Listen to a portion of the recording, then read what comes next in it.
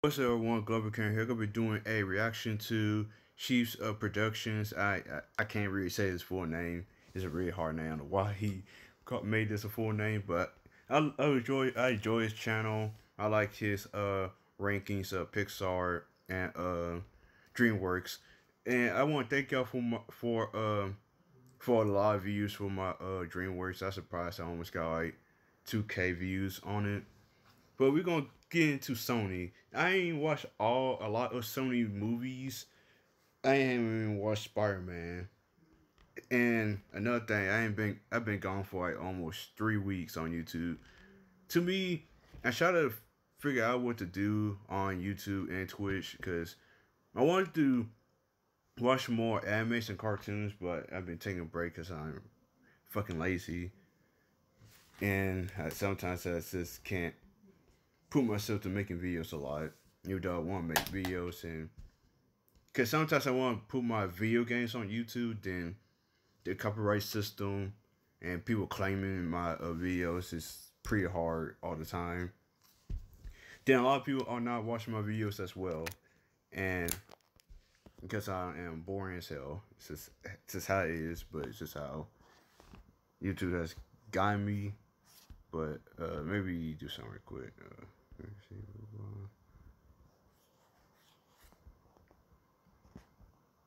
Wait a minute. Okay. Well, that's like that anyway. But and right now I'm live streaming on my phone, and not really live streaming, it's just recording it. But just all it is. But I hope y'all enjoy this video, and let's get into it. And subscribe to Cheese Productions as well. Okay, it makes really good content. All in one platform to build a beautiful online presence and run your business. Spider-Verse is #1. You knew that before you clicked on the I video. never seen Spider-Verse, and they're making a second one. Then I still had to watch this one. It's Spider-Verse. You're just here to see how I ranked all the other movies. So Sony Pictures Animation has quite the repertoire. On the one hand, they've made a couple of the most beloved animated films in recent memory. And I really must emphasize that.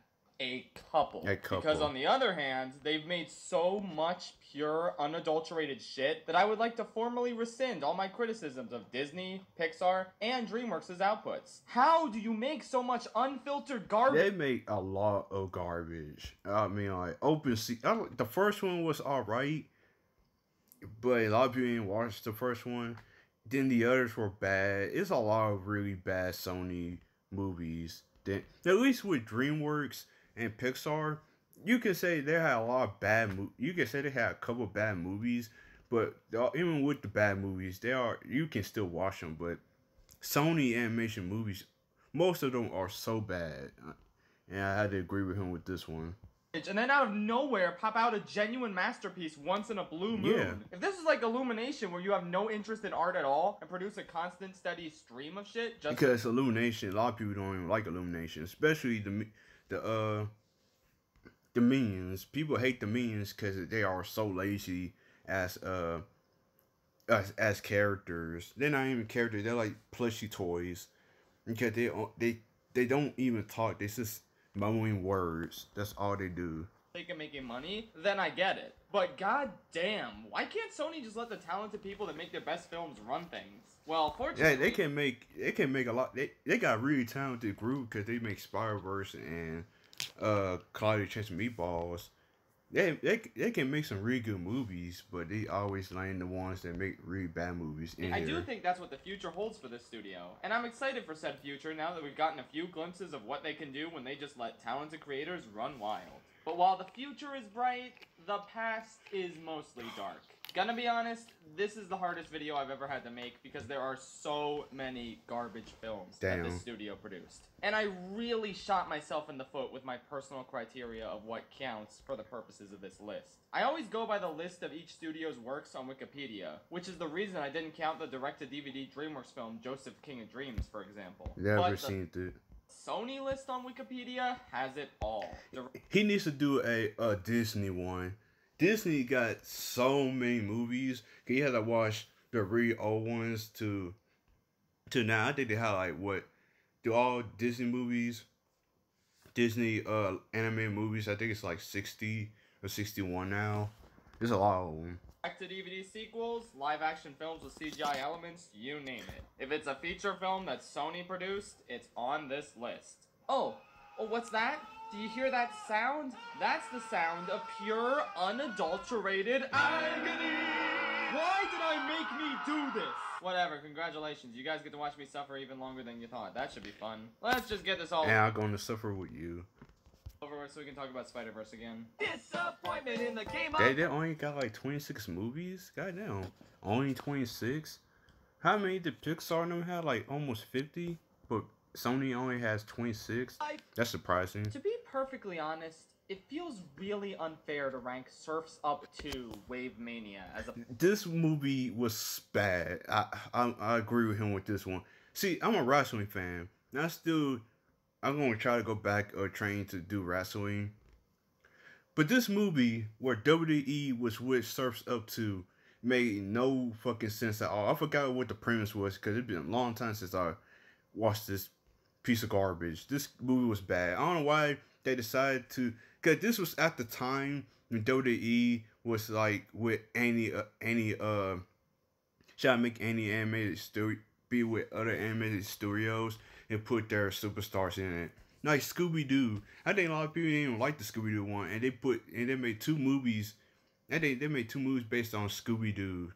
I think I had to try to go back, but like when WWE is with these other animated studios like the Flintstones, they are really bad. I don't know why they stopped. I'm glad WWE stopped trying to go into other animation companies and try to put their stars in it and try to make a good movie, because they are not good movies at all. Part of this list for one simple fact: it is not a movie. It is a feature-length commercial. Yeah, it's a commercial, not a movie.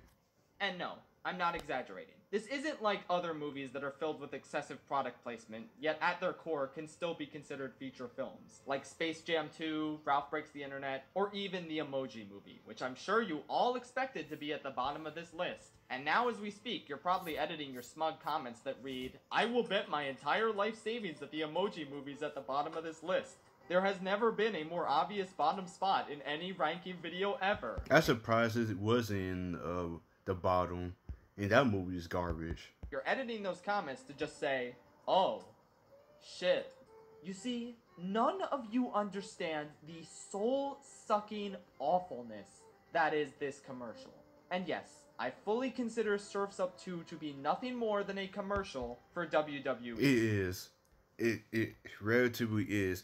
They put WWE put their stars in it, so almost with Scooby Doo and the Flintstones, so kids can come to and watch WWE. That's all they did for.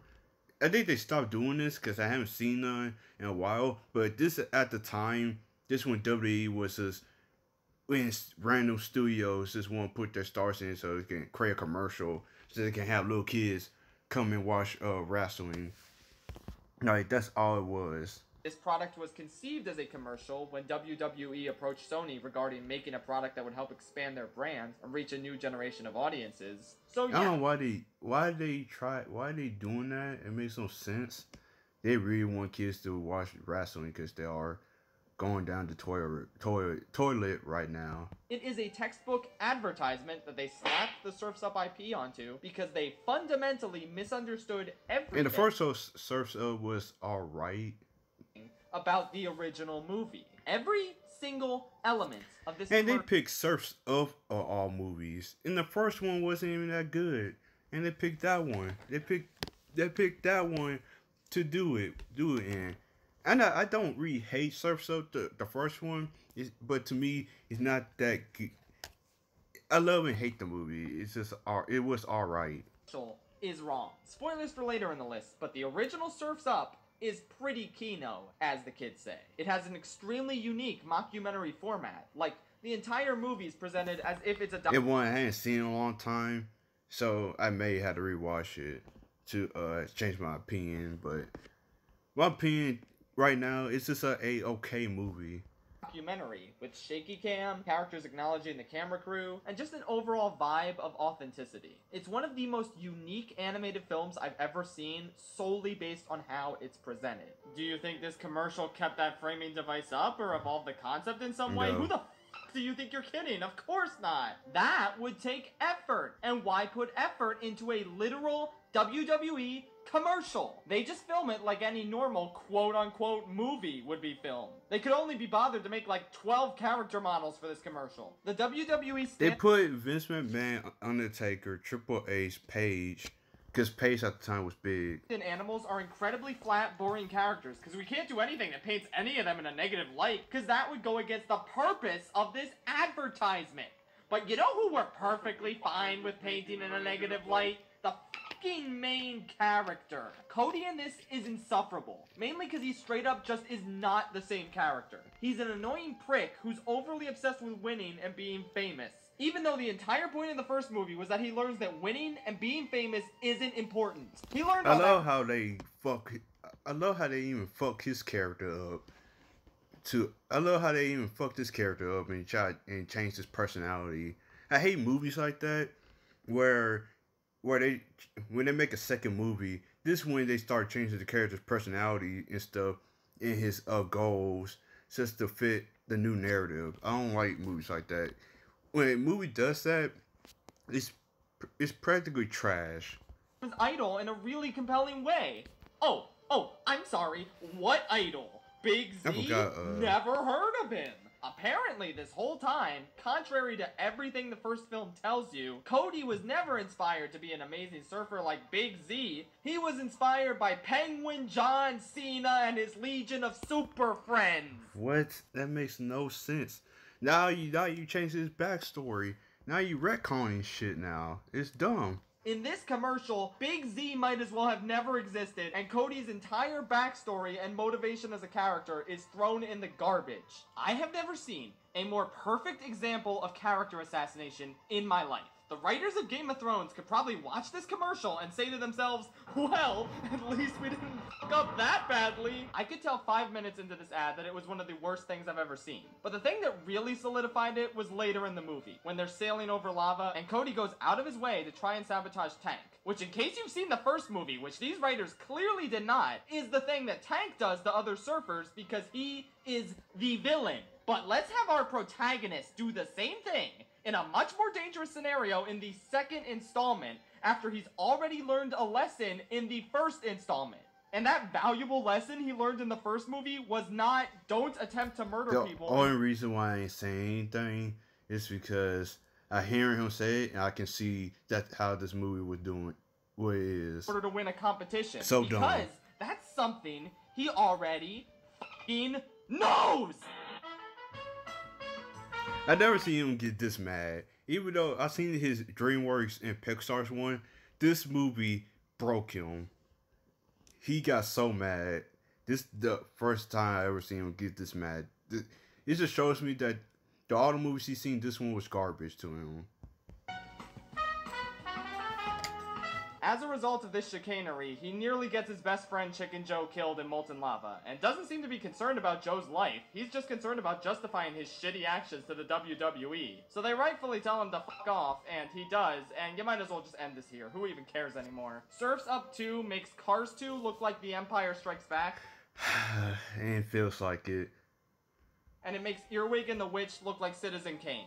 Dear Evan Hansen? More like, dear God, it's so much better than this piece of fucking ass. I have not hated a product this much since Artemis Fowl, which, if you remember, is my actual least favorite movie of all time. This train wreck literally only exists. I never seen Artemis Fowl. I never seen it. So Sony could suck off these WWE stars while destroying everything the original Surf's Up had going for it. It has absolutely nothing to offer and should not be watched by anyone, regardless of if they like the original film or not. And I haven't seen this movie in years. If y'all want me to watch it both Surf's Up movie on stream, just comment it on down below on my channel. Vince McMahon fantasizes about drinking milk directly from a fish's udder. Yep. Disappointment in the game of life. Shrek the Third was a more... Yes, No, Shrek the Third was a was a DreamWorks movie. I'm stupid, but if you want to watch a DreamWorks movie, like y'all have, and you had in the channel, I thank y'all. I hate Shrek the Third. It was garbage. Shrek the Third was the worst Shrek movie ever. Which one was worse than Shrek the Third? We already we already seen Shrek 2, but which one is worse than this one? Worthwhile addition to the Shrek franchise than Open Season 3 was to... Yeah. Open Season 3 was garbage. No, I had to say all of them are garbage. One was alright, but the others were so bad. I had never seen 3. That's why I never watched the other movies. I seen 2. 2 was bad. 1 was alright. Was okay. Not alright, but okay.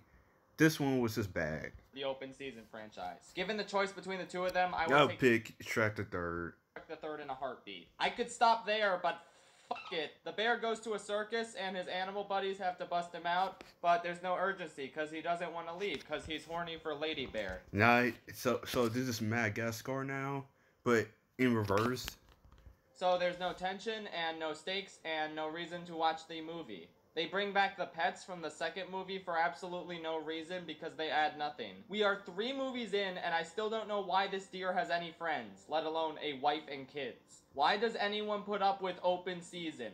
Talking about it is futile. It is unending misery and torment. After this experience, I don't know if I'll ever be whole again. A part of me is forever sullied. If I got anything out of watching this franchise, it's a huge appreciation for the Madagascar series. Yeah. Because at least its characters are funny and likable, even if the movies are kind of average. Spending time with these shitty, tepid, boring, basic-ass animals has rotted my brain so thoroughly. The funniest aspect of this movie is the fact that the 4th movie completely ignores its existence, just like that one good franchise. Every new character introduced in this 3rd movie is just completely gone in the 4th one, including the bear's new girlfriend and the deer's kids. Even Shrek... I'm surprised that I didn't know they had a 4th one. That's surprising. So he got the 4th one in here.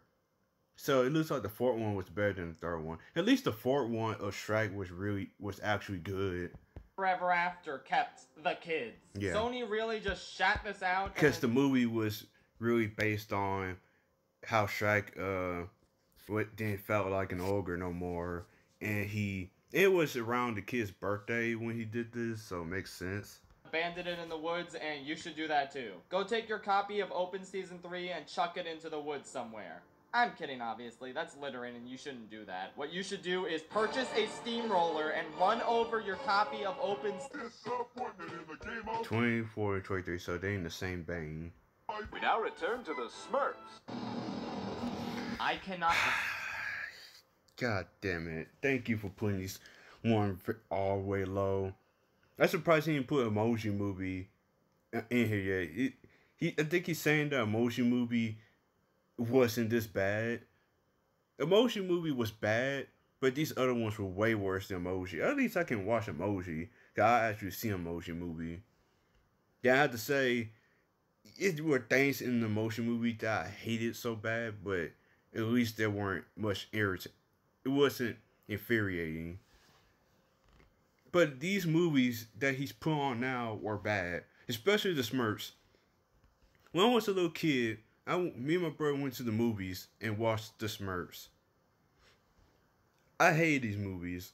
I only seen them like once or twice, and that's it. The first one was garbage. The second one was garbage as well. The animation, the acting was with the humans were alright, but the animation of the Smurfs were so bad. I'm glad they returned to them doing animated stuff, live action, because they are so garbage. The only character that you liked in this fucking movie was the villain. I forgot the villain name. That's the only character that you liked because he was at least entertaining. But the good characters were trash. How are characters that you hate are good, but the characters that are supposed to be good people that you just really hate? That's how bad these movies are. These movies make you like the evil characters more than the good characters. even begin to describe just how bad the Smurfs duology is. Shut the Smurf up. I think the second one is just a little better because it's more creative through the use of Gargamel's magic, and it actually has a plot, unlike the first one. But the first one does have Neil Patrick Harris's character acknowledging how stupid the Smurfs are in general. And Hank Azaria is good as Gargamel in both movies. There you go. That is the summation of every good thing. I like how Patrick Harris is, because a lot of people don't know Patrick Harris is a gay dude. I'm surprised they always make him play a straight role. I think he's bi. I don't know. I'm not gonna research it, but yeah, he's supposed to be a bi character. I'm surprised they keep making him date. Always marrying a female character. It's just how it is. Duology. These movies are cynical, commercialized dumpster fires that barely even qualify as feature films. The Smurf characters are all annoying, and the first movie is literally the exact same film as Enchanted if you sucked it free of all of its charm. Yeah. Suck. It's just the Smurfs dicking around with Neil Patrick Harris in various NYC locations. Yeah, that's what they are. If you ever seen Enchantress, guys seen it. It was to me, alright movie. I think it was a good and alright movie.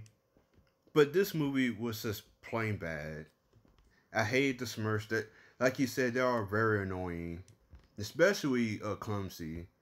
He's one of the most annoying characters in here because he always messing up shit. While Gargamel does a bunch of random bullshit, like becoming an anti-aging cream fashion designer for like 5 minutes, and then getting sent to prison, but he escapes with magic flies. And then the Smurfs are sad, but Barney cheers them up by showing them the wonder of Guitar Hero, and Google, and M&M's. Products are cool, kids. Purchase them now. There genuinely is so little redeeming about this movie that it's ridiculous. I was this close to giving it a 1 out of 10, but then I thought about it, and I realized, no, it wasn't quite a soul-sucking, awful, worthless experience with incomprehensible filmmaking that destroyed something I have any emotional attachment to. So I figured, okay, maybe the second one will break through and be the 1 out of 10 experience. But no, this one was actually a little less terrible. Color me actually disappointed. But honestly, for all intents and purposes, these are the same film. Just soulless, horrific, lazy experiences that are sometimes saved a little bit by Hank Azaria as Gargamel, but for the most part make me want to kill my Smurf. Right in the Smurfing parking lot? The only time I felt true joy watching either of these movies was in the first film when they're going through Times Square for the first time, and you can see a billboard for Community. As someone who wasn't there to watch Community when it first came out, I have I've never seen Community. much trouble picturing it as a mainstream TV show that would get this kind of advertising. It is so damn weird, and I can't believe NBC just marketed it like it was a regular-ass sitcom. That's just really funny to think about. So yes, thank you Community, Billboard, and the Smurfs movie for giving me sweet serotonin. The rest of these movies can go Smurf themselves.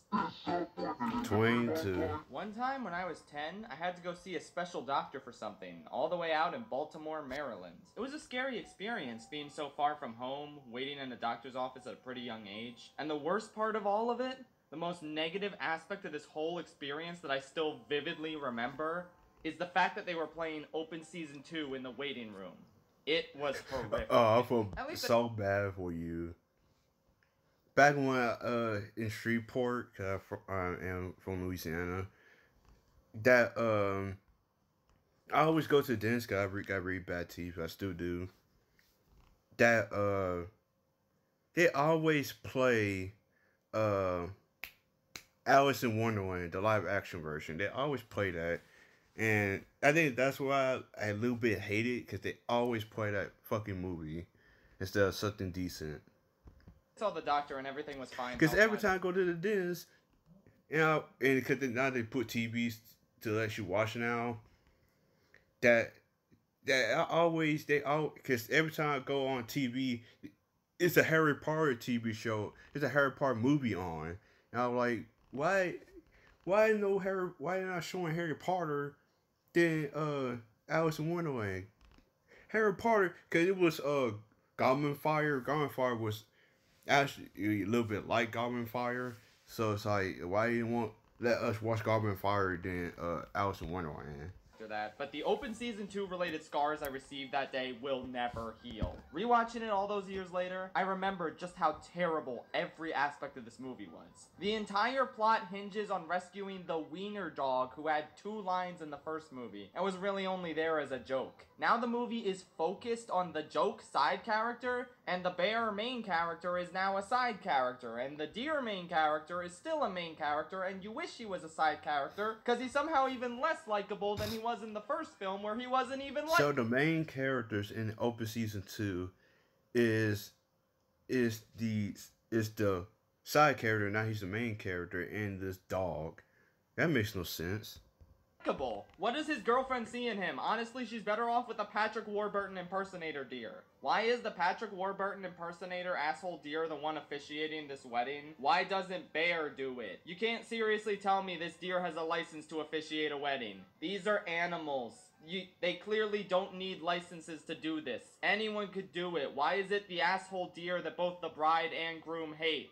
Oh well, who cares? The deer is a gigantic asshole and I really want them to just kick his ass off a cliff. He deserves it. Also, the weenie dog they're trying to rescue gets saved by the porcupine halfway through the movie. So now the stakes are, we need to warn the team that's trying to rescue the weenie dog that he doesn't need rescuing anymore. Why he need rescuing? I don't get it. And it's a waste of time. Kinda like this movie. I guess there's some kind of fun shenanigans at the water park, and I thought Crispin Glover actually did a really good job as the villain. Also, they couldn't get Ashton Kutcher back to voice the deer. They couldn't really get anyone back to voice any of the other characters either. So the replacement they got was Joel McHale? And honestly, this is the hardest I've ever seen him act before. Except for that one episode of Community where he had to play the dean for that commercial. Every other time I've seen him, he's just being himself, so it's weird to see him be a character for once. But yeah, 10-year-old me was exactly right. This movie sucks so hard. From the characters being shittier than they usually are, to that god-awful pop song at the end that I've never even heard of before. It just reeks of cheapness so much that a 10-year-old picked up on how cheap that song was. What's your excuse, society? Together we can fight back against the Open Season menace. Take that steamroller you purchased and run over every copy of Open Season 2 on DVD. Don't stop until they're all crushed.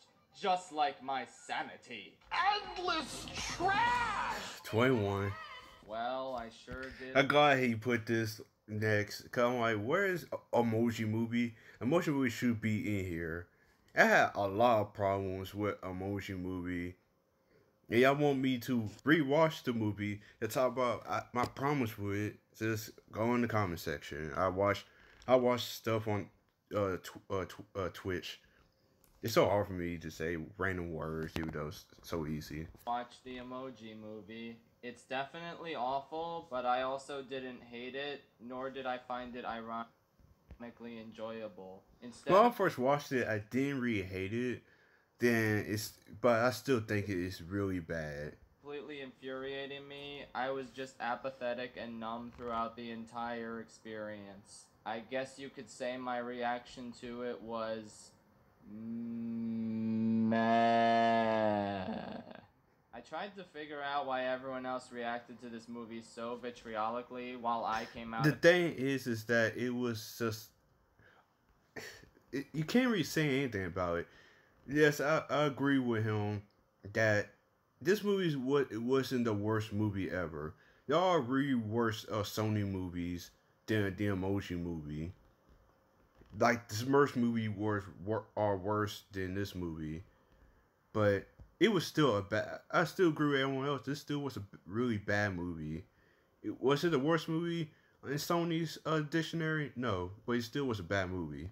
Bit mostly just bored, and I think it's because of when it came out. The Emoji Movie was the first major Hollywood film that felt entirely like an advertisement. In 2017, it was an anomaly, a cautionary tale about where the film industry was heading if we didn't stop studios from doing this sort of thing again. But in a post Ralph Breaks the Internet and Space Jam 2 world, it's just kind of more of that. Yeah. I am completely numb to advertisement films, and this movie made me feel nothing as a result. I'm kind of sad, honestly. I wish a movie this potentially infuriating on paper could make me I think a lot of people don't like it, is that it had potential, then they fucked it. Something.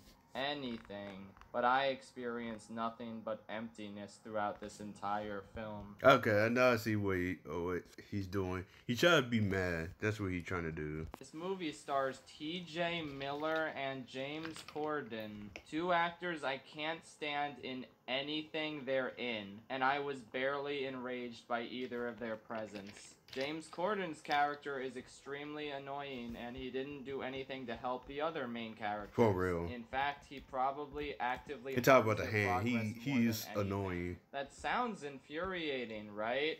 I don't know, whatever, man, who cares? Who cares that the kid who owns this phone is a completely blank slate that never gets any focus or development? Who cares about the insane level of product placement on the same level as Ralph Breaks the Internet and Space Jam 2?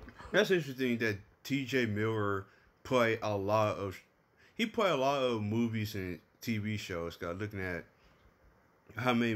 what movies and shows he played in. He played in a lot of good and bad movies and TV shows, but this one, who cares how idiotic and nonsensical the premise of this movie is? Who even gives a shit? Sometimes there is a cute visual gag or a humorous visualization of an internet concept, and at the end of the day, it could have been a lot worse. I did not hate every single solitary frame of this film, as many of you probably expected me to. You misunderstand me. For a movie to be a 1 out of 10, it must be a completely worthless experience that I gained absolutely nothing from. Lion King 2019 is a 2 out of 10 because sometimes Timon and Pumbaa are funny in ways they weren't in the original. Earwig and the Witch is a 2 out of 10 because sometimes I enjoy the Mandrake. Cars motherfucking 2 is a 2 out of 10. Damn. Because I don't know, I think I liked the Italian car. He was kind of funny. And the Emoji Movie sometimes is creative. It is not an utterly worthless experience, nor is it even anything worth getting angry over in this day and age. Yeah. Trust me, I too am disappointed that I'm not angry about this film. Apathy is a tragedy and boredom is a crime and all that. But this is where we're at. This is the state of movies. At least Space Jam 2 and Ralph Breaks the Internet are funny bad. This movie has nothing. It is nothing. I am forgetting everything about it as we speak. Space Jam 2 and Ralph Break the Internet were both equally are funny bad. They are bad, but a little bit funny. Being honest, I agree with that. So have you. Since we're here, let's ask the Lord and Savior Jesus Christ for help. Would you please help us, Jesus Christ? Let's do a quick thought experiment, guys. Pretend for a minute that you had never heard of the Prince of Egypt. Pretend this movie doesn't exist. Okay? Now, when I tell you that DreamWorks Animation made an adaptation of the biblical story of Moses, what kind of movie do you picture? Probably something terrible, right? Something with awful 3D animation, something that doesn't take the story seriously at all, loaded with extremely lame comic relief delivered by a plethora of overpaid celebrities. Well, unfortunately, DreamWorks didn't do that. They had to go ahead and make some big epic masterpiece instead. Now, Sony, on the other hand, they went ahead and made the exact movie you just imagined. The star has got to be the weirdest concept for a Sony animation movie I never seen or heard this movie ever. I've ever heard. When this movie was first announced, I didn't think it was real. I thought this was a prank. The guys that brought you Open Season and Hotel Transylvania are now tackling the nativity story. Except it's not centered around Jesus, it's about a donkey. That sounds like a complete joke. And it is. This movie is very bad. It's basically every generic kids animal movie you've ever seen. I never heard this movie before. What the hell? The general consensus with this one seems to be that the animal stuff sucks, but they handle the Mary and Joseph stuff very well and maturely and respectfully. And yeah, that's true, I guess. Wow, amazing. There's like 10 minutes of a good movie in here. Good work, guys. I genuinely want to know why the people who made this movie thought a donkey and his annoying bird friend were more interesting protagonists than the parents of Jesus Christ. Like Jesus Christ, that's Jesus Christ. I don't understand this movie at all. And then at the end, we get to see Jesus, and he looks like the boss baby. Yes. He really does. Jesus. Almost everything in this movie is bad and boring and unfunny, and they should have just made it about Joseph and Mary because they were the only good parts. Yeah, what was the point of making it about the donkeys instead of making it about the parents of Jesus Christ? Like, it made no sense. You want to make a Christian movie, at least make it about the parents of Jesus Christ. Like, what are you doing? Osteen is in this Ain't no movie. sense. Just kill me now. Is it Osteen or Ain't no Osteen? sense, Who Sony. cares? He sucks. I hate movies. Don't make me watch anymore. I'm done after this one. I'm just gonna watch nothing but VeggieTales for the rest of my life because VeggieTales is a certified banger. I must get my hands on those healthy purple berries. This 19. I'm scrolling, finding this shit. Where the fuck is it? Oh, I'm actually mad. I actually hate these movies this much. This is like I'm not even scripted right now. I hate. Another Here it is. Smurfs. Smurfs the Lost. I heard this movie. Well, it was on Nickelodeon, but I never watched the movie. I never watched it because I thought it gonna be. It's not gonna be good. But I was just gonna say, man, that's all it was. I'm glad it was, because he hated it. Village is holy shit, please end my suffering. I don't want to watch these god-awful Smurf movies. This is torture. Okay, this one isn't quite as aggressively awful as the other two, but it is way more boring and generic. It's one of the most boring and generic children's movies I have ever witnessed. And at least the live-action Smurf movies, as horrendous as they were, couldn't be described as boring. This movie is just a worse version of Trolls, which is already a generic numbing fantasy adventure with nothing to talk about. Trolls took it from them, and they've been on television since the 90s, and their movies are really bad because the original Smurfs was just a random show. I guess the animation here looks good, and they made the character designs a lot better than the live-action version. Yeah. But there's a lot less character here. The Smurfs aren't annoying, but they are flat and uninteresting. And Dwight Schrute is not a good replacement as Gargamel. He's just kind of whatever. There's one part where Gargamel is drowning, and two of the Smurfs really want to save him, even though he's the mortal enemy of all Smurf kinds. But they save him anyway, and then he betrays them. Wow, I can't believe it. The whole point of this mission was to warn this other village of Smurfs that Gargamel was coming. Why not just let him drown? Then later they find out Gargamel went the wrong way, and he's trapped in the evil swamp where he'll probably die. And then they send scouts to go look for him, and he follows the scouts to the village of Smurfs. And it really just feels like you guys are causing all the problems here. Just leave Gargamel to his own devices, and you'll all be perfectly safe.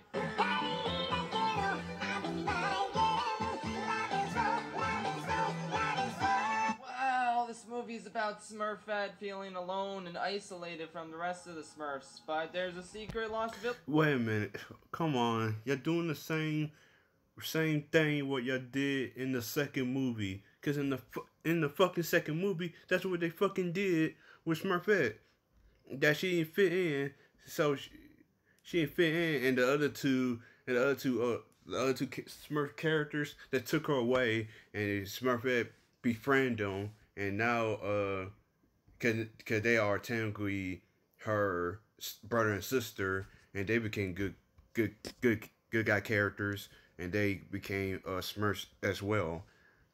Like, why they rehashing the same thing, but with a boring movie? Of other Smurfs, and she saw a Smurf hiding their face. I wonder if that means there's a bunch of girl Smurfs in this village. Oh look, there's a bunch of girl Smurfs in this village. Oh no, Smurfette sacrificed herself to kill Gargamel. Now she's dead. I wonder if they'll bring her back to life. Okay, yeah, she's back to life now. Okay, now there's a whole village of boy Smurfs and girl Smurfs. I wonder if they're gonna discuss the implications of these two villages coming together here at the end. Oh wait, no, they're just gonna do a dance party.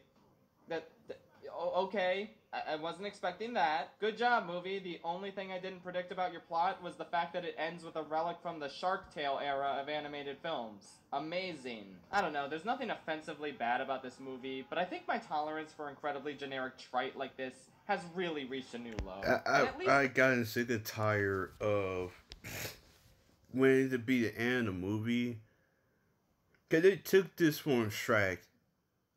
They took this from Shrek and a little bit from Disney, where it was a good ending. They start doing dance routines, and it's gotten really old.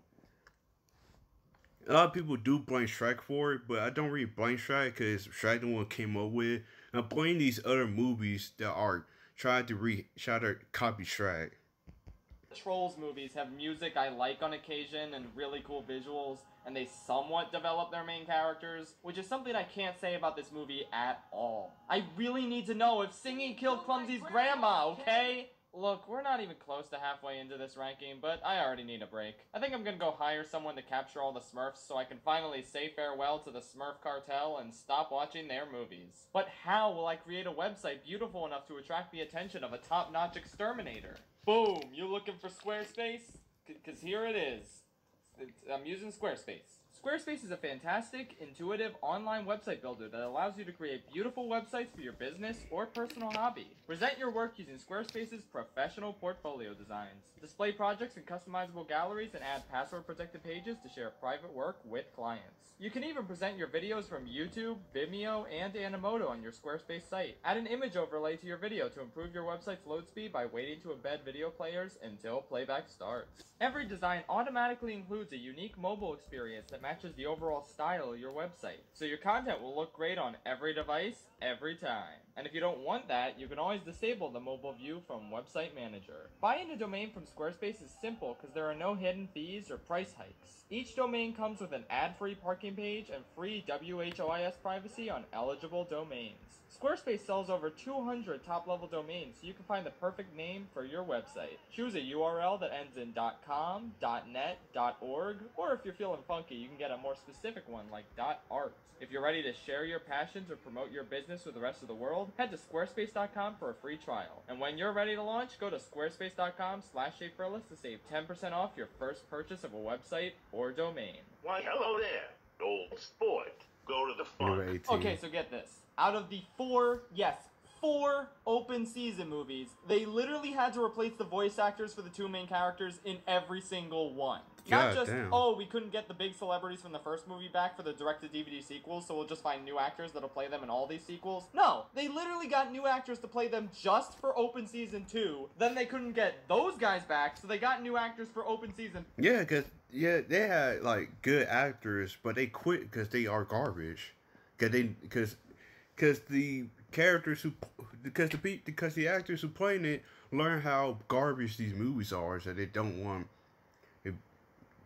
to be playing these movies no more. So it makes sense. 3, who then didn't come back for open season Scared Silly. No one wants to voice these terrible characters for more than one movie, which is truly emblematic of what a haphazard, utter mess of a franchise open season is. And do you want to know the craziest part? This one is honestly the best direct-to-DVD sequel out of all of them. And despite the subtitle Scared Silly implying this is just some one-off terrible Halloween special, this one is actually the most like a direct sequel to the original. It brings back the original villain, who's genuinely really entertaining in both this and the first movie, adds in a ton of references to the first film that were lacking in 2 and 3, and generally feels like it's going in a more natural direction for this franchise than either of the previous sequels. This is the fourth movie? The fourth movie, Halloween special, is the better movie than the other 2 sequels. Makes no sense. Not as bad as either of them. With that said, it's still bad. It's boring, it's frustrating, the main characters still suck, but weirdly, there are some things I like about it compared to 2 and 3. The animation is strangely better than all the other ones, which I definitely did not expect for the 3rd direct-to-DVD sequel. I figured they'd try even less at this point, but it actually looks pretty decent. The villain from the first movie is still great, like I said. This one isn't afraid to get really weird. Like, the weenie dog thinks he's a werewolf and he has an entire opera number about it. There's a random minecart chase over lava. The villain recruits these 2 random Canadians who look like Aardman designed them, and they have live-action photos of Alex Trebek and William Shatner hanging on their restaurant walls. Yeah, this movie's occasionally fun, and if you really want to see how the story of the first open season continues, this is the only follow-up installment you should watch. It's still like a 3 out of 10 movie, and you shouldn't watch it if you like good movies, and you shouldn't watch anything from the open season franchise. It's all terrible. But this one was less terrible than it could have been. I guess that's where we're at now. Congratulations, Sony. To the wild! 17. Whoa! Open season is a movie where it's a season and they open it up. I don't really know what to say about this movie. It's the most generic possible thing you could put out as your studio's first. The first one was still. It wasn't. It feels it's average, but though all the open season, this one is the better one. Feature film. It's taking the big grumpy guy and annoying sidekick shtick that started with Shrek and putting it in the woods. Wow, amazing. How That's what they did. It's just redoing Shrek, but different.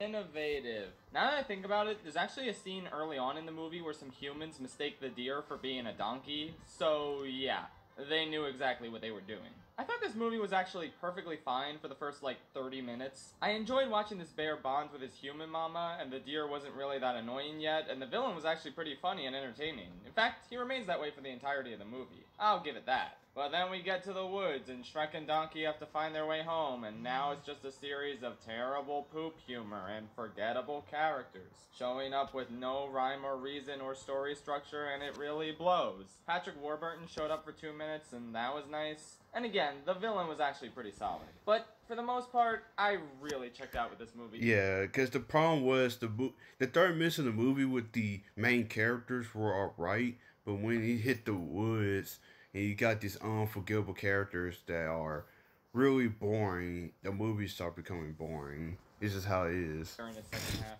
It's nothing special at all. The donkey character is literally responsible for all of the movie's problems, and he contributes nothing. During the big emotional blowout where the main characters part ways, because of course that's in this movie, I was actually pretty satisfied. Like, yeah, Manny had every right to abandon Sid here. Good for him. But then he comes back for no reason, and he helps all the fairy tale creatures, even though they're all really unlikable and annoying, and then the movie's over. It was extremely mediocre, and... Yeah, because the deer dude, he's the worst character in these movies. Just the worst. Breath of fresh air compared to most of the other movies I watched before it. That's where we're at now, I guess. You're that bear that got his butt by a squirrel. You play as 16. Dracula.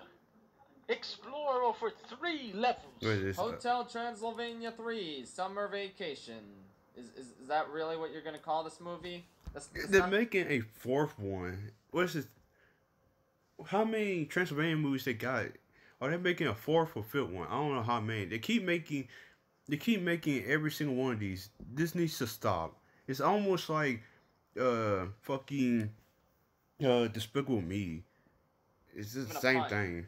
Summer Vacation. Where's the funny? Actually, that's a good summation of this movie. It's not funny. Not funny. I had some laughs in the first 2, but this one is just so tired and predictable and rehashed. I liked the first one. The second one I had never seen. The third one I haven't seen either. The 4th one, well, I think the 4th one's coming out, or the 5th one's coming out. I don't know. But the other 2, but the first one I did like. The second one I never seen. I just never seen the other sequels. I only seen the first one. Oh no, Dracula's in love with the human lady who works for her evil great-grandfather who tried to hunt him down, but now they're in love. So she'll obviously turn good in the end and save him. Okay, there was a singing kraken that reminded me of Tamatoa, so I kinda liked that. And the characters in this franchise aren't horrible, so good for them. This is a much better franchise than Open Season, but like, that's not really a compliment. Dude... what can I even say at this point? I feel so empty. Like I said, this is the hardest video I've ever had to make. Sony has made so many absolutely soul-crushing movies, and I just need a summer vacation of my own. Even though it's currently December, but whatever, who cares? Just let me die. Okay, so Goosebumps 2, Haunted Halloween is a... I've seen the first one. I haven't seen the second one, so let's just see what's going on right here. Standalone sequel with new characters that feels like a traditional Goosebumps book brought to the big screen, rather than being a meta-interpretation of Goosebumps like the first one was. This one has Ken Jeong, and he does nothing. Jack Black's only in this one for 5 minutes, and he also does nothing. The effects are noticeably worse than the first movies. The writing is noticeably worse. The movie is only funny when Jack Black is on screen. These kids think they can kill Slappy by locking him in a box and then throwing that box in a river, because I guess they forgot that he can teleport, and then he just teleports on top of their car 2 minutes later, because how did they not expect that? Like, did they forgot he can teleport? Like, one of them suggests burning Slappy, and then they say, no, let's not do that, let's just throw him in a box, he's definitely dead for good. Oops, he's not dead now. They play Rocket League with Slappy, and he brings some Street Fighter toys to life, and then one of the kids talks about how awesome Bitcoin is. You know Bitcoins are cryptocurrency, right? It's not real coins, it's virtual coins. It's actually really, really cool. Starts with a process called mining. Yeah, that's real. That happens. That is the summary of everything of note in this movie. It's whatever. I don't care about it. Moving on. Hotel Transylvania. I remember this movie being okay when I was younger, and yeah, I think that's a fair assessment. It is kind of generic and predictable with the whole overprotective father and Yeah. lying to keep someone safe tropes. And the first 10 minutes of this movie absolutely do not leave a good impression. They basically front-loaded all the lowest common denominator fart humor into the opening, but it gets better, thankfully. There are some emotional moments late in the film that are good in a vacuum. See, I like the first one, but I think the thing is I haven't seen the second one yet, so my opinions on the others don't really matter. So I just had to rewatch all Hotel Transylvania. Kinda come out of nowhere and feel a bit forced within the narrative. Like, the characters are doing all sorts of wacky shenanigans, and then Dracula suddenly says, "Haha, Jonathan, you are going to hear about the trauma I endured after my wife was murdered." Like, what? But it's nice that they attempted dramatic moments, and there's also a few jokes I laughed at. I enjoy the characters, and it is kind of sweet to see Mavis and Johnny come together. Adam Sandler Dracula is fine. He's basically just a discount version of Steve Carell as Gru, but he's still totally acceptable. Honestly, I forgot compared him to and the usual Sandler Sony slop, this is a play the perfectly main inoffensive and harmless character in film. this. Nothing special, but nothing horrendous, thankfully. Oh, come on, just give it a try. All right, maybe just a little. If I can prove that I never touched my balls, will you promise not to tell another soul what you saw? That's wrong. Is that Kermit? Bye, Felicia. I am shocked and pleased to report that I actually had a lot of fun with Peter Rabbit. I think Donald Gleason Never seen did Peter a Rabbit. tremendously good job as the protagonist of this movie, and I really enjoyed watching his attempts to take down the villain, this borderline terrorist rabbit played by James Corden. I'm not even exaggerating, by the way. This movie is literally structured as if Donald Gleason is a Kuzco-like protagonist who starts out hilarious yet unlikable, and learns to become a better person as the movie unfolds. Meanwhile, Peter Rabbit is a goddamn sociopath, and thus, I think casting James Corden in this role was an excellent idea. Would the movie be better if it had a real actor in this role? Well, yeah, obviously, but this part seems to be written with Corden in mind, so it all works out. Other than that, yeah, I don't know, this is surprisingly just a really fun movie. The writing's pretty decent, and I liked quite a few of the jokes. You can tell the director does have a knack for visual comedy and integrating the pretty good-looking CG creatures into this world. It's basically night and day when you compare it to the goddamn Smurfs movies. Donut Hole Gleason is killing it, like I said. He's really good at physical and verbal comedy, and I think this was still a less humiliating role for him than Hux was in The Last Jedi. It's a perfectly decent family film. That's what he looked. That's what he looked. That's what he looked like. I didn't know he played Hux from Star Wars. I did not know that. He looks so different. Sony gross out humor bullshit. Just watch Paddington if you want to see this movie, but actually good. Still, not a bad time overall. I just wish Peter Rabbit could have gotten the death sentence he so obviously deserves. Yeah, we're 12. Me? Because it is you. You're just wearing different clothes. For some reason, everyone really wanted me to review Wish Dragon. Oh, it's so good. Don't Never seen Wish Dragon. listen to everyone saying it's an Aladdin ripoff. It's definitely not an Aladdin ripoff. It's an Aladdin ripoff. It hits every one of the same plot beats for the most part, and it just got extremely tedious because I knew I could just be watching Aladdin instead, which is paced better and has better animation and a bunch of. So Wish Dragon is tried to copy Aladdin, really? Songs that really slap. In a vacuum, this is a perfectly good film without any major issues, but the fact that it's as derivative as it is really sours the experience a bit. Now yes, I'm perfectly aware that Disney did not invent the Aladdin story, and I believe the general story structure of a poor boy who gets 3 wishes from a magic being did actually originate from China. It's not like you can't do a story that's been done before in a movie, but it has to be at least visually and tonally distinct. The Little Mermaid and Ponyo basically have the same premise of a fish girl wanting to leave the ocean behind, live on dry land, and be with a land boy. But these are still wildly different movies. Not only because they go in completely different directions plot-wise by their second halves, but also because of how little they resemble each other visually and tonally. But like, look at this, man. Like I said, it's not just story structure, it's the visual language of the film. The dragon zips around and talks fast, just like the genie did. There's so many shots in this movie that just feel like direct Aladdin parallels. Doing a similar story structure is fine, but tonally, this just feels way too identical for me. But you know what? If you can get past that, it's perfectly charming and fine. It looks like I it's how the different dragon genie's because kind of he's not a thief. asshole. That was pretty fun, and I enjoyed his character arc. Plus, the fact that this version of the story is set in the modern day was fun, because it allowed the dragon who's used to ancient times to adapt to all this modern technology. That was cute. I thought some of the action was creative and fun. I really liked the connection the two main characters had, and I kind of liked how even after it's revealed to the girl that the guy isn't rich, that's not a spoiler, you've all seen Aladdin, yeah. The conflict doesn't stem from her being mad that he lied, but rather her being afraid that she can't be around him because of her father and society's expectations. I didn't expect them to go that route, and I think a lot of the stuff in the third act that changed the original Aladdin's narrative really made up for the blatant copying in the first two acts. There's some good drama here that's unique to this movie. I felt some things. But overall, I just felt like not enough was really changed from Aladdin to really justify this movie existing as its own thing. Yet again, I don't mind when films are derivative of others story-wise. I'm one of the 10 people who really likes The Force Awakens. But this film just followed Aladdin so closely and didn't really do anything superior to the film it was copying until the unique drama in the third act. So, yeah, a decent film. Could be better if it had strived to do more original things than the first two acts. But it's way better than most films Sony made in the old days, so it's definitely another step in the right direction for them, regardless of its problems. See you, Nate. Number 11. Weirdly enough, I prefer Hotel Transylvania 2 over the original, and I think it's the best in the series overall. I still think it's just okay, but it has a lot more good jokes than the first one, and I kinda like its plot as well. I think it's neat to see Dracula try and cope with the fact that his grandson might not be a vampire or be into monster things. It's nice to see Mavis try and fit in with human society, as well as her unbridled enthusiasm towards all their things. And the addition of Mel Brooks as Dracula's human-hating father was a delightful touch. Hey, who's the dame with the sweet keister? I wish he was in the movie more, and I guess I wish he didn't so easily change his mind about hating humans. But honestly, I don't really care. The plot in this movie doesn't really matter, and it's more of an excuse to vibe with these characters. And again, I kind of enjoy them. They're not amazing, but they're kind of fun, and they're especially funny in this one compared to the other movies. And like, that's about it, I guess.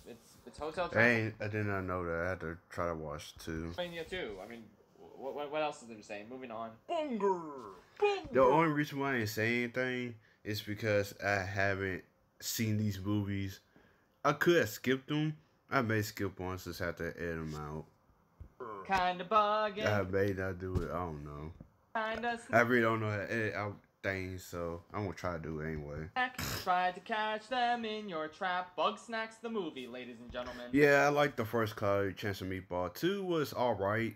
The first one was just outclassed it. Before doing this video, I had never seen the second Cloudy with a Chance of Meatballs, because I heard from a lot of people that it was extremely not good, especially in comparison to the original. Yeah. Well, I'm here to tell you, Balderdash. This is still a really fun, good movie. Yeah, it's still a good movie. I like 2 as well as 1. I get like why a lot of people didn't like 2, but to me 2 was still decent than the other Sony anime movies. It's just that the first one was so good. It's like Incredibles. How the first one was really good, but the second one was not that good. It's just 9 day.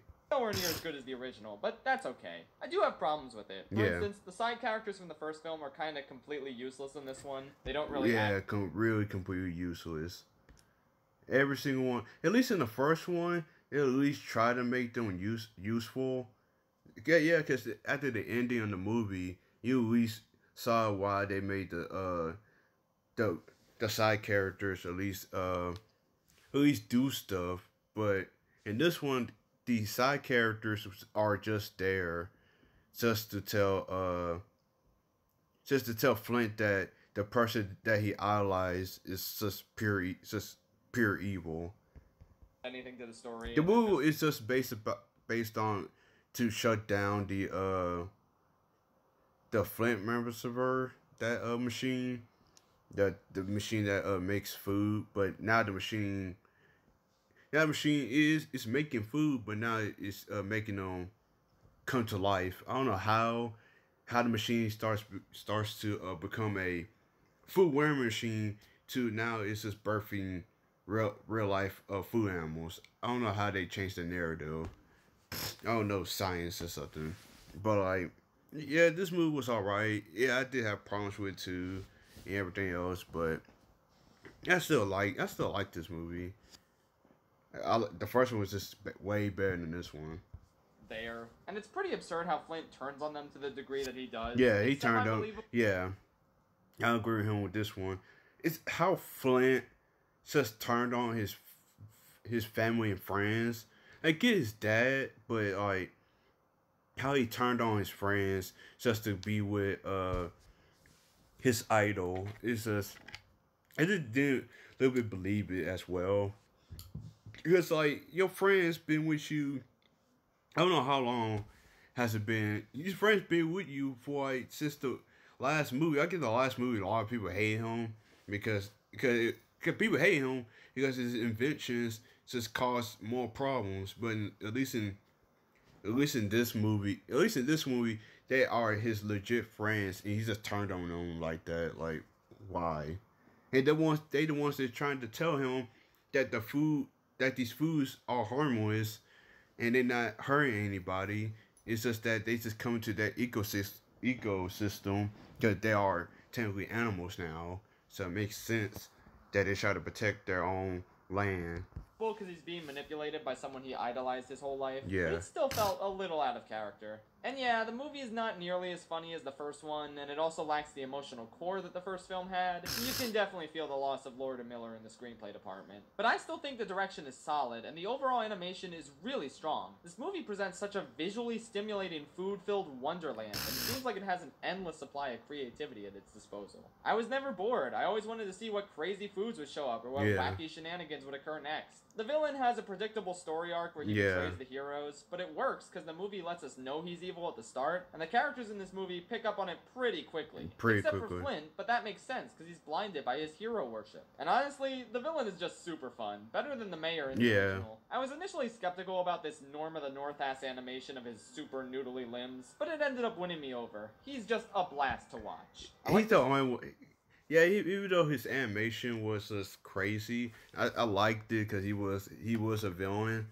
Then at least he knows what he was doing. Where Flint's dad teaches the Pickles how to fish, that was very wholesome. And yeah, I don't know. Overall, I had a good time with this movie. If you love the first one and haven't checked it out yet, I'd recommend it, as long as you don't expect something that'll live up to the first one. Yeah. It's pretty good, and I immediately started playing Bugsnax again after it was over. Bugsnax is a fucking banger. You guys have no idea. Pardon me, are you Aaron?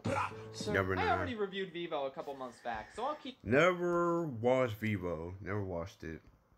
This brief. I think it's sweet and enjoyable and definitely underrated. It's got a super strong beginning and ending with kind of a ho-hum forgettable middle. Like, I completely forgot these birds were in the movie, and they definitely spend way too much time in this swamp in general. I still don't like Lin-Manuel Miranda's voice in this, and I don't think the Kinkajou should have talked at all. See, look at that! Character development. I know Vivo isn't a monkey anymore. I did it, guys! The songs are perfectly decent, except for that one terrible one the girl sings. There's a couple really good recurring jokes that I wished recurred and got built on a little more, like the Girl Scouts shaming this one guy for doing bad stuff to the environment, or this bus driver that everyone applauds for whenever he does anything.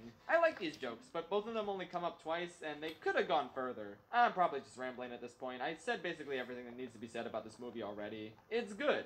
I like it. Moving on. Boo. Haunted house. I'm honestly really shocked that I liked the first Goosebumps movie as much as I did. To me, the first Goosebumps was alright.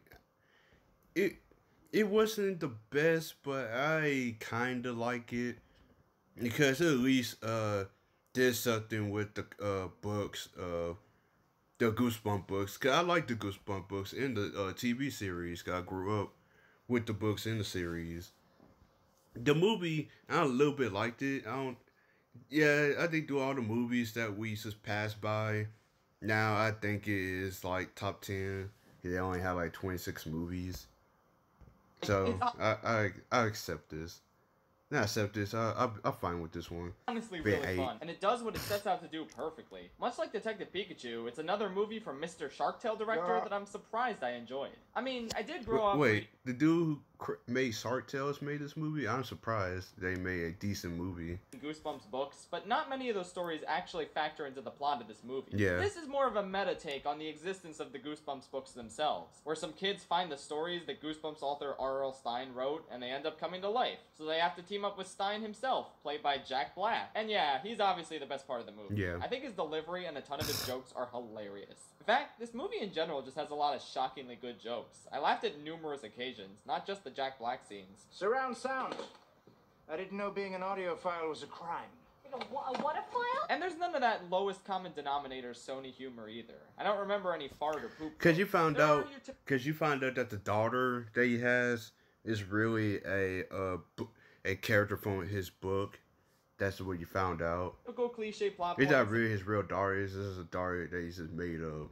Reveals and pseudo-dramatic stuff that isn't anything special, but isn't really annoying, just kinda there. Overall, a solid, spooky, well-paced, fun time. The difference between this and the live-action Smurf movies is astounding. This feels like it has a lot of passion behind it and everyone making it is having fun. Those feel like a colonoscopy. It's truly admirable that Sony Animation looked at those movies and At least with the Goosebumps movie, the first one, at least they enjoyed I think they enjoyed the Goosebumps series and they wanted to make it good. What if we made another animation live-action hybrid based on a beloved nostalgic franchise, but didn't make it terrible this time? Well, that's what they did. Character development. Hell yeah. Hey, you guys are watching Number Bird 7. Up, the worst show on television. Okay, so the Angry Birds movie 2 is listed as... I haven't seen 2 yet. I only see 1. 1 was good. I actually liked the first Angry Birds. The Sony film, but I guess the first one wasn't made by Sony Pictures Animation. It was just released by them. So for the purposes of this ranking, I'm not required to watch the first film, only the second one. I've never... That's interesting. That's interesting that Sony didn't make it. It was a different studio. They just put it in there. So he didn't watch the first Angry Birds, so he just watched the second one. The first one I liked.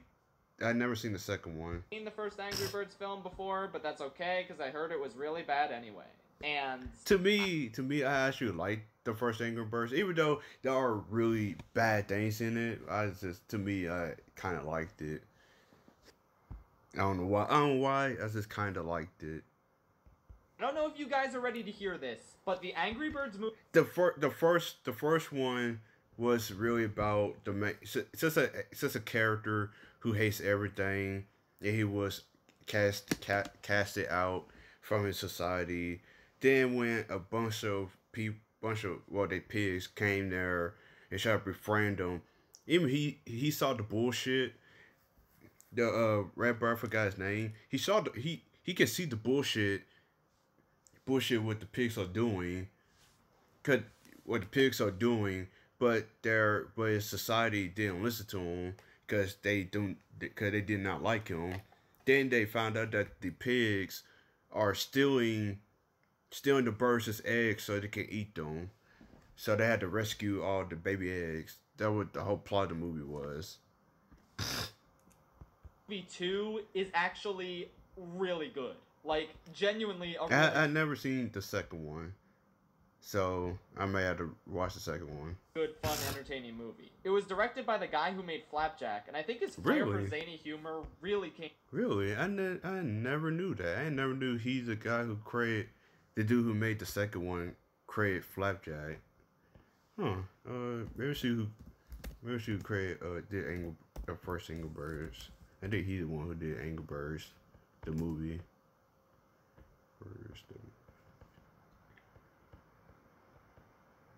Okay, he ain't directed the first Angry Birds. Someone else did. He directed the second one. Through in this movie. There's a ton of genuinely funny visual gags, plus the actual jokes they wrote are mostly pretty strong. I actually laughed quite a bit during this movie. It just kept the wacky, inventive humor coming. Maybe it got a little too structureless and random XD during the third act of this movie. And while I can excuse most hip trend things like dabbing, I absolutely must draw the line at Baby Shark, which had absolutely no business being in this film. Like, what the actual shit. It's got quite a few pointless characters as well, plus the main character is pretty obnoxiously arrogant for a good portion of the film. It feels like his only motivation is wanting to be loved by everyone rather than saving their lives. That's not likable, boo! So the second one decided to change his thing now. So in the second one, now he wants to be loved by everybody. In the last movie, he didn't like nobody, so they decided to change his character. That makes really no sense. I had to see the second one to see what the fuck is going on. I wish that he watched the first one to actually get more context. To at least watch the second one, but I'll fine with it. But overall, I'm just shocked at how funny this movie is. And I feel like more people will be talking about it if it was anything other than a sequel to the Angry Birds movie. It doesn't even really resemble the games anymore. You can just view it as a heist movie in a universe filled with birds. In the first movie was actually trying to be a based on the game. Because that's all it really is. Its relationship to the actual games is extremely tenuous here. And while that means it's not exactly a good video game adaptation, it is nonetheless a good movie that happens to be adapted from a video game. And I'm tired of pretending it's not. This is leaps and bounds ahead of Sony's usual output, and I would highly recommend checking it out. You don't even need to watch the first movie to enjoy it. I certainly didn't. It's pretty good, even if I did have to take off points for Baby Shark. Surfing on this sand here. Surfing in a circle. I have never seen an animated film with a more unique premise than Surf's Up. A mockumentary all about surfing penguins. Should I rewatch the first Surf's Up to at least change my mind? Because I ain't seen these movies in years, so I may have to rewatch these movies. At a worldwide sports competition is an awesome idea that this movie just rolls with. The slight shaky cam, the talking head interviews, the way everything's presented, it all just comes together beautifully. It makes the story and characters way more engaging and funny. I don't know who came up with this idea, but honestly, bravo. And that's not even the only good element about this film. The soundtrack is loaded with bangers, the animation holds up really well and showcases how awesome surfing looks. The characters are endearing, there's a strong emotional core. I love Chicken Joe's misadventures with a random tribe of penguins, or how the villain wants to have sexual intercourse with his trophies. Big Z is a really interesting and cool character, and his story reminded me a lot of Luke in Last Jedi. Except done better, don't at me. Sometimes the film can be a little slow during these training sessions with Cody and Big Z, and sometimes there's some poop and pee jokes that are not good, as you'd expect with a Sony animation film. Time to take a piss. But for the most part, this film is great, and it honestly doesn't even feel like Sony. I don't mean that in the sense that, oh, Sony makes bad movies and this movie is good, so it doesn't feel like they made it, because there's tons of really great movies that feel like Sony in terms of their humor and animation style, like Cloudy with a Chance of Meatballs or Mitchell's vs. the Machines. I just mean that this movie gives off a way different vibe and tone compared to anything else Sony Animation has made. In fact, it doesn't really feel like any other animated movie I've ever seen. I can't imagine DreamWorks, Pixar, Disney, etc. making anything quite like this film. And it doesn't even really fit in with the rest of Sony's catalog either. And I think that's really awesome. It You feel like a DreamWorks movie. Very inception, Sony Pictures Animation was interested in pushing the envelope in terms of what an animated film could be. They just had some talented filmmakers make a really cool movie based on a really cool idea, regardless of whether anything like it had been done before. Which is definitely something you can also say about the best Sony animation movies, so maybe this was kind of a precursor to that in a weird way. I'm kind of just rambling at this point. Bottom line is, Surf's Up is a banger, and well worth checking out. Especially compared to that piece of shit Happy Feet. I can't believe I liked both of those movies equally as a kid. What the hell was I on? I'm blind. Number 5. The Pirates, Band of Misfits. Never seen The Pirates and the Band of Misfits. Oh, wait, no, I mean The Pirates in an Adventure with Science. Oh, wait, no, I mean The Pirates Who Don't Do Anything. Yeah, there we go, that's the right title. Anyway, this movie's a banger. I am shocked that nobody talks about this movie outside of that heard that this movie was good. I just never seen it. one meme line, which, by the way, isn't even in this movie. I was excited to see the actual context behind, well, yes, but actually no, going into the movie. But it's like the film itself told me, well, yes, but actually no, because it doesn't actually appear in the film. You just got coconut mold. I feel robbed and betrayed in that one regard. But otherwise, the movie's awesome. Aardman is kinda hit or miss for me. Their features are always stunning visually, but I never really connected with any of them outside of anything Wallace and Gromit related. But I think this movie is definitely one of the... Well, did they make, No, that's a different studio. Yeah, Wallace and Gromit, I liked it, especially Rare Rabbit. Rare Rabbit is one of my favorite Wallace and Gromit movies. hits. It's a wacky adventure about a kooky group of pirates who pretend to be scientists in order to get money because they didn't realize their pet parrot was actually a dodo bird. They needed to learn that from Charles Darwin, who is the biggest incel I've ever seen in a children's film. Also, Queen Victoria is a maniac, and she really wants to get their bird for reasons I won't spoil. I really love how unconventional and wacky this movie's plot is, and the same applies to the characters as well. I love the fact that they don't have any actual names. They're just Pirate Captain and Pirate with a Scarf and Surprisingly Curvaceous Pirate, which is also so funny. I love that one of these pirates is very obviously a woman in disguise, and yet that never actually gets addressed within the plot. It's just there as a kooky side gag. Bro, the monkey with his different flip cards that he uses to communicate? Bro, come on. How are you not watching this movie right now? I guess if I had any problems, I feel like maybe the pirate captain doesn't quite learn his lesson and never really grows out of his self-centered nature. And maybe the movie could have been a little funnier and had maybe one more action sequence, considering how great the two that they had were. But yeah, overall, banger movie. Even if it feels 100% like Aardman's handiwork and barely anything like Sony's. Depending on who you are, that might be a good thing. Also, The Pirates in an Adventure with Scientists is a much better title. What is this Band of Misfits thing? That could be the title to any movie. Why did you do this, America? You tell Arthur Reed he'll never eat lunch in this town again. Arthur Christmas is the only kids movie I've ever seen that references the cube. I like Arthur's Christmas. I forgot Arthur's Christmas is a Sony movie. I had to say this is one of my top. I don't know. I had to see how many Christmas movies I've seen. But I actually like Arthur's Christmas. I seen it. I seen Arthur's Christmas like a bunch of times because it's a really good Christmas movie. Missile Crisis, and that's how you know it's good. This might just be my favorite Aardman film out of all of them. It's a really creative, funny, and heartwarming take on Santa Claus lore. Yeah. I think it's really neat how this movie establishes that the title of Santa is passed down from father to son. It's just based on how Arthur they accidentally left it. The bicycle fell from their workplace and someone else found it, and so Arthur he wanted to try to hurry up until when the sun come up to get the girl this bicycle, and this is when go through so much shenanigans. So the grandfather, he wants to prove that he always been I think one of the best Santa Claus because he doesn't use technology like the brother, and the brother he wants to be the new Santa Claus, I think the father he's just there just to be there. It's just Santa Claus. He's just there to be there because his son the one who's doing the most. It's the Arthur's big brother.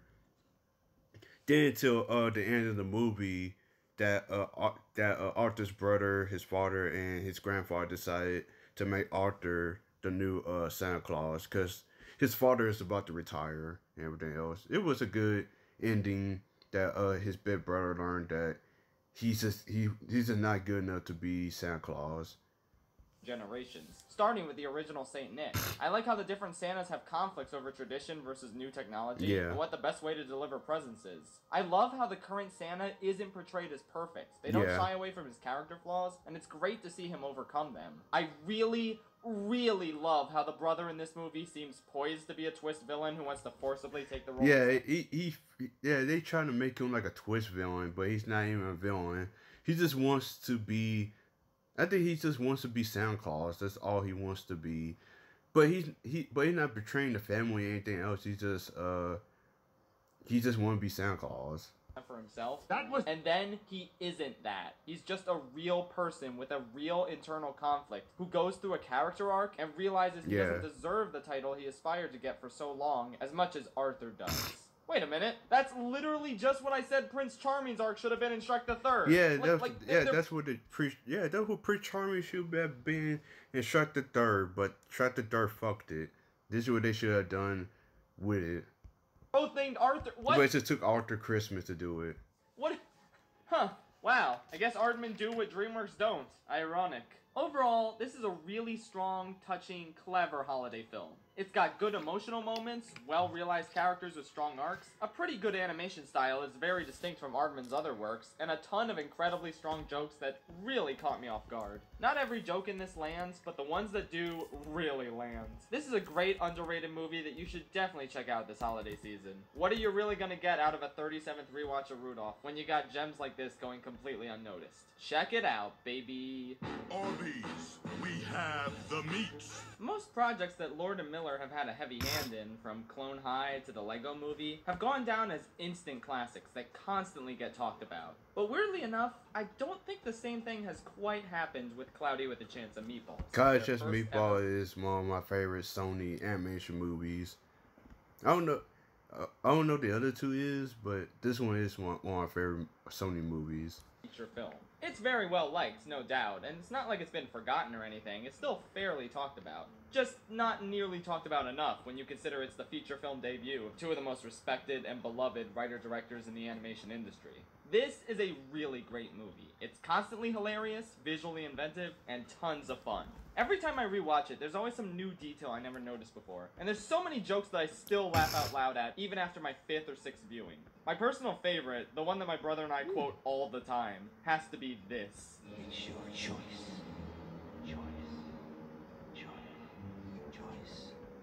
Choice. Like, look at the mayor's face, man. This movie is top tier in the comedy department. And it's also really strong emotionally. How are you not gonna feel for Flint growing increasingly disappointed that nothing he does seems to get his father's approval? Or Sam being forced to hide her interest in science in order to fit in? Still, if she really didn't want to wear glasses but still wanted to see. So, I looked up the dudes who made Cloudy with a Chance of Meatball. And like, these two make actual decent movie, actually made actually good movies. These two made both Jump Street. They made Spider-Man Into the Spider-Verse. They're making the second one. I hope the second one's good. They made two other Cloudy with a Chance of Meatball. They made the Lego Movie, Lego Batman, Michelle and the Machinist, the second Lego Movie. They made the Solo movie, the Star Wars Solo movie. But other than that, they made some actual decent, good movies. I'm surprised about that. She could have gotten a contact lens, which represents you, and my eye represents my eye. I've got my eye on you. This movie is so fucking quotable. Oh my god. I don't love everything about this movie. Like, I think the climax drags out a bit. Because I had to say, this was one of my favorite Sony movies, because I haven't seen Spider-Verse and Michelle versus the Machines. Because I already know Michelle gonna be the second one and Spider-Man gonna be the first one, but I'm gonna keep on going to the video. Too long, and I was kind of ready for it to start wrapping up 15 minutes before it actually did. I don't really like Steve. He kind of seems like a byproduct of random XD 2009 humor. Yeah. And that's the only thing that really dates this movie. I really like Flint for the most part, but there were a few moments where he acted a bit douchey, especially towards Sam, and that was weird. And I could complain about the character design being not the best, but then again, look at Flint's father. Look at him. This is peak character design right here. Overall, a great movie, and a more than worthy adaptation of the book. Yes, I actually read the book as a kid before this movie came out, and I loved both of them. Go figure. I would highly recommend it. Hey, I did not know it had a book. Even though Flint makes it rain ice cream, which is basically just acid rain for people who are lactose intolerant. F you, Flint Lockwood, for not taking food allergies seriously. God, I love the Mitchells versus the Machines. If anything, I think my brother watched it when we went to California for a vacation. I don't want to say to me what I felt about the vacation. The vacation was good, but I just went through I was pretty depressed at the time. I felt I didn't have fun because I was feeling depressed. I just didn't tell nobody in my family what I felt like. Because I think around the end of the summer, because what happened in the summer, I just didn't want to go work. I didn't want to train to go wrestling, even though I like going to wrestling. I just needed a break. I just needed to do anything. I looked to the side what my brother was doing, and he's just watching this movie where we was just on the plane. Little better on rewatch than I did initially. It's just got so much great attention to detail, and the characters are also likable and entertaining that it's an absolute blast from start to finish. This movie has such a strong grasp on how complex and messy family dynamics can be, and you can so easily understand where both Katie and her dad are coming from. Rick's actions can be pretty insufferable at times, but you know they're coming from a place of... Because I was looking at my brother, and it looks like it's just this movie based on the father and the daughter. And yeah, oh yeah, I forgot one more thing. The daughter is gay too, so that's a little bit thing I have to tell people. Care and concern, and a desire to connect with Katie, even though he has no idea how. It's so easy to identify with Katie and her desire to get away from such a stifling environment, but it's also incredibly satisfying to see her discover how her father's heart is in the right place, even if he can go a bit far when showing this. It's such a great central dynamic to anchor the film on, and it blends surprisingly well with the robot apocalypse storyline, which is consistently exciting and very funny. The big-ass Furby still makes me laugh out loud. It's just too good. I still have all those same problems with it that I mentioned in my initial review, like some of the humor being a little cringe and dated, as well as the climax just going on a little too long. But those issues didn't really bother me as much on a second viewing, and the good stuff stuck out to me even more. This is undoubtedly the funniest Sony movie, and it's a close second for having the best animation style and most distinct character design. There's so much visual flair that they didn't need to add, but went ahead and did anyway, and it's so unbelievably welcome. I could go on about this movie, even though I've already reviewed it, but it's just so great. Sony really knocked this one out of the park, and I can't wait for the Academy to not give it a Best Animated Feature Oscar. I still need to watch this movie, because I heard that this movie is actually really good. I just haven't watched it yet. And instead give it to something stupid like Raya and the Last Dragon or something. I really hope that sentence ages poorly, but even if it doesn't, this is still the best animated feature in my heart. Speaking of which... I ain't saw the disclaimer. Well, I knew this was coming. It really wasn't even close. Mitchell's is a high 8 out of 10, bordering on a 9, and Spider-Man Into the Spider-Verse is a solid 12 out of 10, bordering on 13. This movie is everything.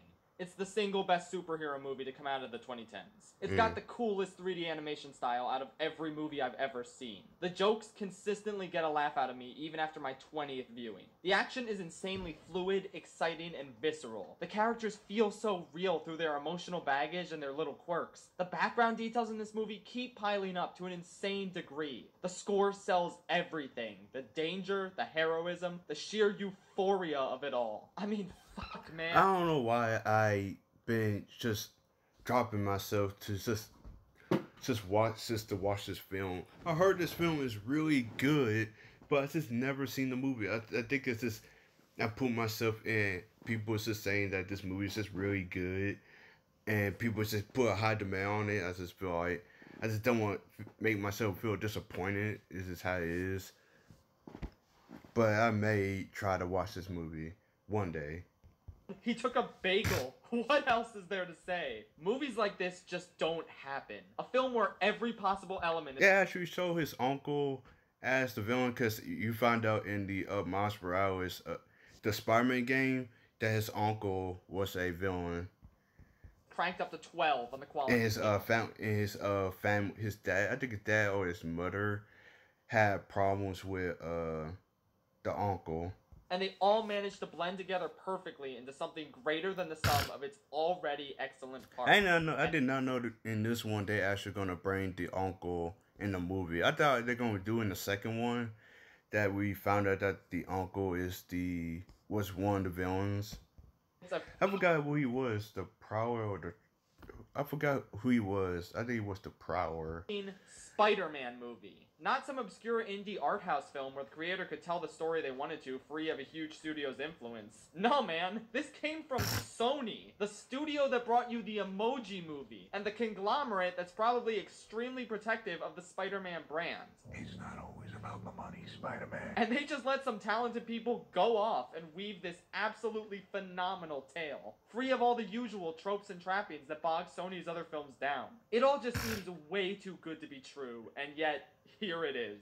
An instant classic that we're still going to be talking about 50 years from now. The undisputed magnum opus of Sony Pictures Animation. If this is an indication of what the future holds for the studio, then I, for one, can't wait to see more. Seriously though, please don't fuck up the sequel. Good night, Tri-State Spider-Verse. Well, I hope y'all enjoyed this video. I hope y'all. I may have to try to. I won't try to edit out. I don't know.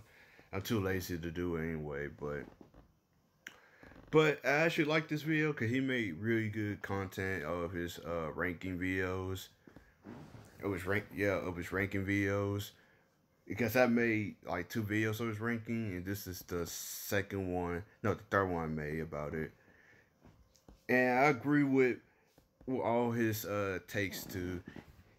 Because some of these some of these animation have really bad progress of the movies they made. I don't know.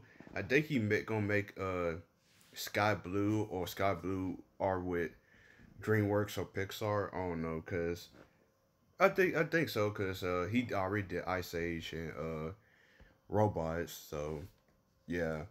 But I hope y'all enjoy this video. I say if y'all like these videos, just like the video. That's all I have to say. And we'll see you guys in the future, cause I don't know when I'm going to upload any videos. Cause right now I'm trying to make a schedule when I'm coming back. Cause I think I may wait till when Christmas is over to go full time on YouTube. Cause I'm gonna try to do a challenge for myself on YouTube right now. But right now it's just be patient when I come back, and we'll see you guys later, and goodbye.